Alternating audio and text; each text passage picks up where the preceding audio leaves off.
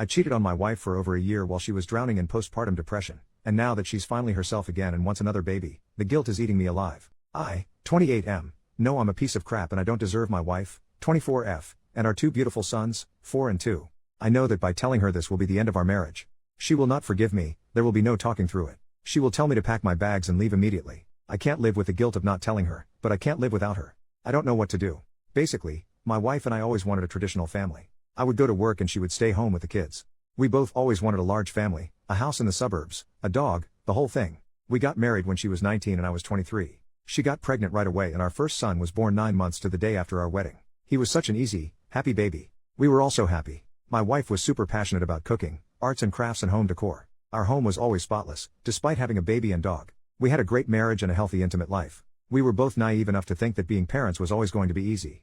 We started trying for another as soon as the doctor cleared us. It took about 8 months for her to get pregnant, which stressed her out a lot because she got pregnant so easily with our first. This pregnancy was different. She had no energy. She gained a lot of weight and was unrecognizable. With our first son, she only had a small bump and you wouldn't have even known she was pregnant if you saw her from behind or if she was wearing an oversized shirt. With this pregnancy, she blew up like a balloon. Her face and feet were swollen. I sound like a jerk for saying this, but she looked like a monster. We didn't make love for the entire pregnancy. Sometimes she would try to initiate, but I always turned her down because I was repulsed by her.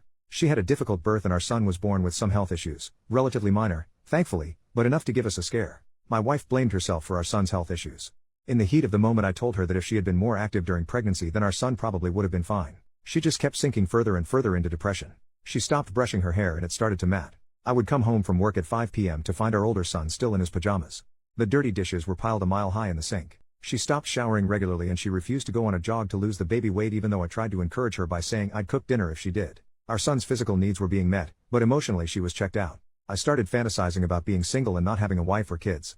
I started going to the gym and the bar after work instead of going home to them. I met Cassidy, 19F, at the gym and we really hit it off. She was vocal about never wanting kids and when I would complain about my wife to her, she would pile on too. I was happy at the time because I wanted someone to validate me for being such a jerk, but looking back I'm so freaking disgusted. Pretty soon Cassidy and I were dating and I was having a whole separate life behind my wife's back. After a few months, my wife slowly started to return to her old self. She started taking more pride in her appearance and started cooking from scratch again instead of ordering takeout or frozen food. Our home was clean again and our younger son's health issues were improving. I fell in love with her all over again. I started to realize that Cassidy wasn't as exciting and interesting as I thought she was. She was actually quite dull and stupid and had no real opinions or interests outside of partying and TikTok. I started to suspect that she didn't actually like me either and was just flattered by the attention of a married man and I stupidly enabled it by making her feel special and better than my wife. I ended things with her a few months later and she didn't even seem to care. All in all, I was cheating on my wife for just over a year. My wife has recently started asking to try for a third baby and the guilt all just hit me at once. I feel paralyzed. I have nightmares that she finds out from someone else. I've stopped eating and sleeping. I'm starting to get aches and pains from the stress. I don't know what to do. I know I'm a jerk. I know I don't deserve her. But I don't know how to tell her without breaking her. She's amazing and she never deserved this. Relevant comments. Commenter, you are an absolutely abhorrent person. Your wife was so depressed her hair was matted. I want you to think about that for a few minutes. Think about how low and terrible she must have felt to get to that point. Instead of being a kind, compassionate, caring partner and helping her get better, you went out and found someone barely legal to sleep with. I hope she leaves your ass and finds someone who will love her because you do not. You love what she gives you. You love what she does for you. You do not love her. Commenter number 2, did you even try to get her help with the PPD? Good lord. If the guilt is eating you alive, tell her. Everything. All at once. No trickle truthing. No downplaying or minimizing. Apologize, commit to therapy, offer a post-nup, whatever you think would help her to get through the implosion. Then the ball is in her court, and it's her choice whether to kick you to the curb. Update, 3 days later, I really didn't expect the last post to blow up so much. I'm just going to post an update and then I'll probably delete this account.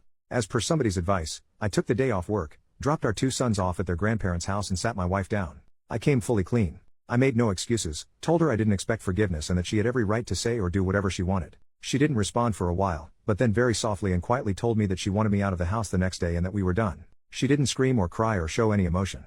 I asked her if she wanted to say anything else and she said no. I told her I was sorry and she said she didn't want to hear it. We sat in silence for what felt like forever while she stared blankly into space.